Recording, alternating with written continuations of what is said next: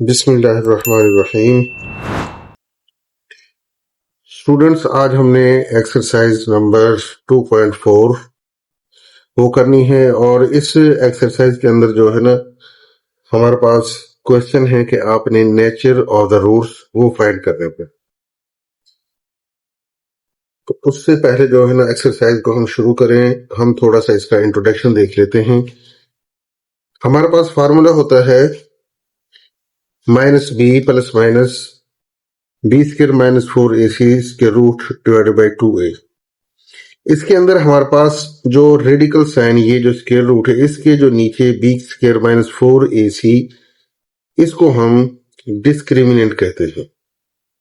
और इसकी वजह से बी स्क्वायर माइनस 4ac, इसकी वजह से हमें पता चलता है कि जो nature of the roots characteristics उसके क्या है। यानी nature of the roots find करने के लिए हम बी स्क्वायर माइनस 4ac इसका इस्तेमाल करते हैं। तो अब जो है nature of the roots of quadratic equation जो है हम फाइंड करते हैं। लेकिन उससे पहले हम एक और चीज देखते हैं कि हमारे पास थोड़ा सा रिव्यू कर लेते हैं। रैशनल नंबर कौन से होते हैं, इरेशनल कौन से हैं और इमेजिनरी नंबर कौन से होते हैं। तो रैशनल नंबर हमारे पास है 5 और 4 इंटू 1/2, 5/6, 7/9। और अगर स्क्वायर रूट के अंदर हमारे पास 16 है, जिसका हमारे पास तो कंप्लीटिंग स्क्वायर है 4 आ जाएगा। तो ये भी हमारे पास एक रैशनल नंबर है। उसके बाद हमारे पास इरेशनल नंबर कौन से हैं जो स्क्वायर रूट के अंदर हैं, जो कंप्लीटिंग स्क्वायर नहीं होते। वो हमारे पास कौन से हैं, इरेशनल नंबर हैं और रियल नंबर है। अब रैशनल और इरेशनल नंबर ये दोनों हमारे पास रियल नंबर हैं। उसके बाद एक और चीज है, यानी बी स्क्वायर माइनस 4ac, इसका आंसर माइनस में भी आ सकता है। तो माइनस के अंदर अगर हमारा आंसर आ जाएगा, जिस तरह -3 अंडर रूट है, -7 अंडर रूट है, -4।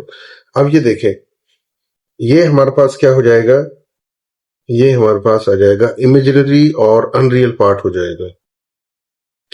तो इसको हम कहते हैं इमेजिनरी और अनरियल पार्ट।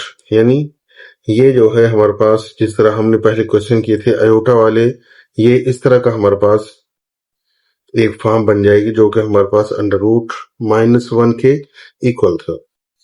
इसके बाद हम इनके जो है नेचर देखते हैं कि अगर हमारे पास जो डिस्क्रिमिनेंट है बी स्क्वायर माइनस 4ac, अगर उसकी वैल्यू 0 से ग्रेटर है और परफेक्ट स्क्वायर है, then the roots are rational, real and unequal.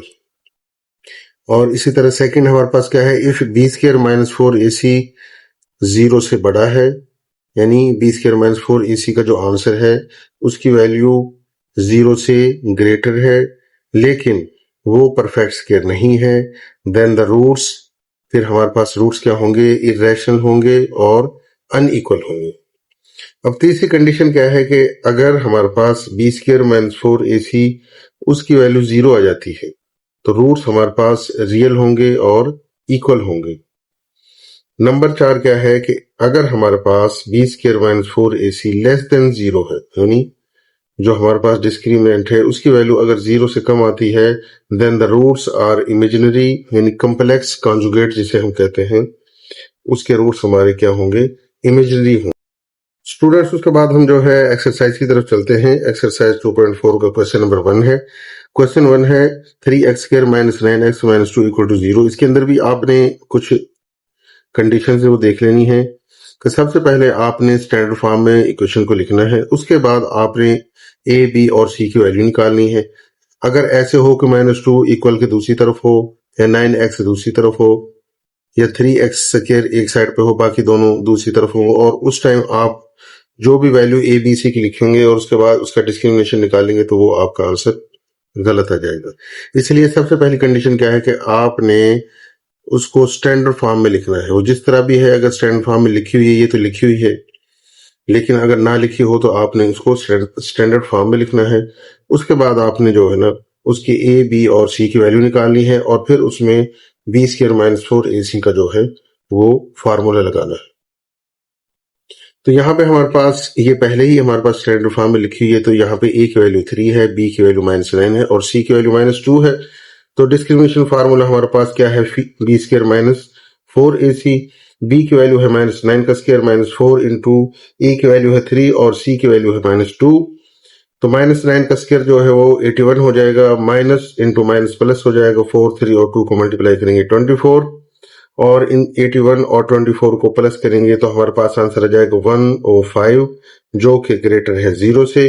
लेकिन ये हमारे पास परफेक्ट स्क्वायर नहीं है, तो ये हमारे पास वो कंडीशन बनती है कि ग्रेटर देन 0 है लेकिन परफेक्ट स्क्वायर नहीं है। तो ये इसके ऊपर से जो अगर स्क्वायर रूट है जो इसका आंसर है वो स्क्वायर रूट इसके ऊपर ही रहेगा, तो हमारे पास क्या होगा कि रूट्स हमारे इरेशनल और अनइक्वल हो जाएंगे। स्टूडेंट्स, उसके बाद क्वेश्चन नंबर 1 का सेकंड पार्ट है। इक्वेशन है X square plus 6x plus 9 equal to 0 के। सबसे पहले हमने इसमें ये देखना है कि ये स्टैंडर्ड फॉर्म में लिखी हुई है, तो ये स्टैंडर्ड फॉर्म में है। तो अब हम जो है ए बी और सी की वैल्यू लिख लेते हैं। ए की वैल्यू 1 है, बी की वैल्यू 6 है और सी की वैल्यू 9 है। तो अब उसके बाद हम फार्मूला लगाते हैं डिस्क्रिमिनेशन का। B square minus 4ac, B की वैल्यू हमारे पास 6 है, 6 का स्क्र हो जाएगा 4 इंटू 1 की ए की वैल्यू 1 है और सी की वैल्यू जो है 9 है। 6 का स्क्र 36 है और इनको मल्टीप्लाई करेंगे 4 इंटू 1 इंटू 9 को, वो भी 36 आएगा। 36 माइनस 36 हमारे पास 0 हो जाएगा। तो कंडीशन, तो रूट्स इसके हमारे क्या बनेंगे, रियल बनेंगे और इक्वल बनेंगे, क्योंकि जो डिस्क्रिमिनेंट है स्क्वायर रूट के नीचे वो तो कैंसिल हो जाएगा। तो इसके रूट्स हमारे क्या होंगे, रियल होंगे और इक्वल होंगे। उसके बाद स्टूडेंट्स क्वेश्चन नंबर 1 का तीसरा पार्ट है 2x square plus 4x plus 5 equal to 0 के। तो सबसे पहले देखना है कि स्टैंडर्ड फॉर्म में है, तो ये लिखी हुई है स्टैंडर्ड फॉर्म में। अब हमने a इक्वल टू 2 के और b इक्वल टू 4 के और c इक्वल टू 5 के लिखना है। डिस्क्रिमिनेशन का फार्मूला लगाएंगे। B square minus 4ac, B की वैल्यू 4 है, 4 का स्क्वायर माइनस 4 इंटू ए की वैल्यू हमारे पास 2 है और सी की वैल्यू 5 है। 4 का स्क्वायर जो हमारे पास 16 आ जाएगा, 4 इंटू 2 इंटू 5 को मल्टीप्लाई करेंगे ये 40 आ जाएगा। तो आंसर हमारे पास क्या आ गया है, -24 जो कि 0 से कम है, लेस देन 0 है। तो अंडर रूट जो है वो इसके ऊपर रहेगा और आयोटा भी उसके अंदर आ गया, वो -1 भी आ गया है। तो हमारे पास ये इस तरह का जो है वो -24 और ये इसके अंदर है, तो ये हमारे पास इमेजिनरी पार्ट बन जाएगा। तो रूट्स हमारे कौन से हो जाएंगे, रूट्स हमारे इमेजिनरी हो जाएंगे, उर्दू में जिनको हम ख्याली कहते हैं। स्टूडेंट्स, अगला क्वेश्चन है क्वेश्चन नंबर 1 का जो है 4 पार्ट है। 1 का 4 पार्ट है। इक्वेशन लिखी हुई है 2x square minus 6x minus 1 equal to 0। Standard form में लिखी हुई है, तो a की वैल्यू 7 लिख लेंगे, b की वैल्यू -6 है और c की वैल्यू -1 है। तो डिस्क्रिमिनेशन का फार्मूला लगाएंगे। B square minus 4ac, b की वैल्यू हमारे पास क्या है, -6 है, -6 का स्क्वायर -4 इंटू 7 इंटू -1। a की वैल्यू 7 है और c की वैल्यू -1 है।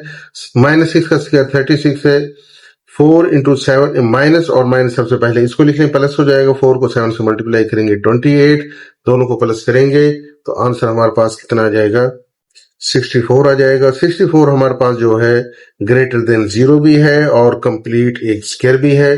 तो रूट्स हमारे क्या हो जाएंगे, roots are rational and unequal. तो रूट्स हमारे कौन से हो जाएंगे, उर्दू में नातिक और गैर मुसावी हो जाएंगे। स्टूडेंट्स, अगला क्वेश्चन हमारे पास 2.4 का जो है 1 का 5 पार्ट है। इक्वेशन हमारे पास लिखी हुई है 5x square minus 2x plus 10 equal to 0 के। इक्वेशन हमारे पास स्टैंडर्ड फॉर्म में लिखी हुई है, तो हम a b और c की वैल्यू लिख लेंगे। a की वैल्यू 5 है, b की वैल्यू -2 है और c की वैल्यू 10 है। तो डिस्क्रिमिनेशन का फार्मूला क्या है, b square minus 4ac, b की वैल्यू हमारे पास क्या है, -2 का स्क्वायर -4 इंटू a की वैल्यू 5 है और c की वैल्यू 10 है। -2 का स्क्वायर 4 हो जाएगा, 4 को 5 से मल्टीप्लाई करेंगे 20 को 10 से मल्टीप्लाई करेंगे 200 और इसको सॉल्व करेंगे, 200 में से 4 निकालेंगे -196 लेस देन 0 है। तो हमारे रूट्स क्या हो जाएंगे, इमेजिनरी यानी ख्याली है। नेक्स्ट क्वेश्चन हमारे पास है 6 पार्ट है 1 का। इक्वेशन हमारे पास है x square minus 8x plus 16 equal to 0 के। तो ये स्टैंडर्ड फॉर्म में लिखी हुई है। हम a और b और c की वैल्यू लिख लेंगे। a की वैल्यू 1 है, b की वैल्यू -8 और c की वैल्यू 16 है। डिस्क्रिमिनेशन का फार्मूला क्या है, बी स्क्वायर माइनस 4ac। अब b की वैल्यू हमारे पास क्या है, -8 का स्क्वायर, 4 इंटू a की वैल्यू क्या है 1 और c की वैल्यू क्या है 16। 8 का स्क्वायर -8 का स्क्वायर है, माइनस जो है स्क्वायर की वजह से प्लस हो जाएगा 64 और यहाँ पे 4 इंटू 1 इंटू 16 64 आ जाएगा। तो इक्वल इन दोनों को सॉल्व करेंगे तो 64 में से 64 माइनस करेंगे 0 आ जाएगा। तो हमारे पास रूट्स क्या होंगे, रियल होंगे और इक्वल होंगे। उसके बाद स्टूडेंट क्वेश्चन नंबर 2 है, उसमें हमें जो है ना एक टी की कीमत जो है वो हमें फाइंड करनी है। इक्वेशन हमें गिवन है और रूट्स उसने पहले खुद ही बता दिए हैं कि उसके रूट्स रियल हैं और अनइक्वल है। यानी रियल और अनइक्वल का क्या मतलब है कि वो 0 से ग्रेटर है। तो कंडीशन हमने ये लगानी है और उसके बाद हमने टी की वैल्यू जो है वो फाइंड कर लेनी है। तो कैसे करेंगे वो करते हैं। सोल्यूशन है roots of the given equation are real and unequal, ये उसने कंडीशन दी हुई है। उसके बाद इक्वेशन हमारे पास है 3x² plus x plus 90 equal to 0 के स्टैंडर्ड फॉर्म में लिखी हुई है। a की वैल्यू 3 है, b की वैल्यू यहाँ पे 1 है और c की वैल्यू 90 है। डिस्क्रिमिनेंट फार्मूला लगाएंगे b² minus 4ac greater than 0। b की वैल्यू है यहाँ पे 1 का स्क्वायर माइनस 4 इंटू a की वैल्यू है 3 और c की वैल्यू है 90। तो उसके बाद 1 का स्क्वायर 1 ही होता है और 4 को 3 से मल्टीप्लाई करेंगे। उसके बाद 12 को 9 से मल्टीप्लाई करेंगे 108 t और ग्रेटर देन 0 है। ये कंडीशन उसने यहाँ पे बता दी कि जो हमारे रूट्स हैं वो क्या है, रियल और अनइक्वल है। तो उसके लिए हमने ग्रेटर देन 0 किया है। उसके बाद हम क्या करेंगे कि ये जो हमारे पास माइनस इसको इक्वल इसके इनइक्वलिटी के दूसरी तरफ लेके जाएंगे।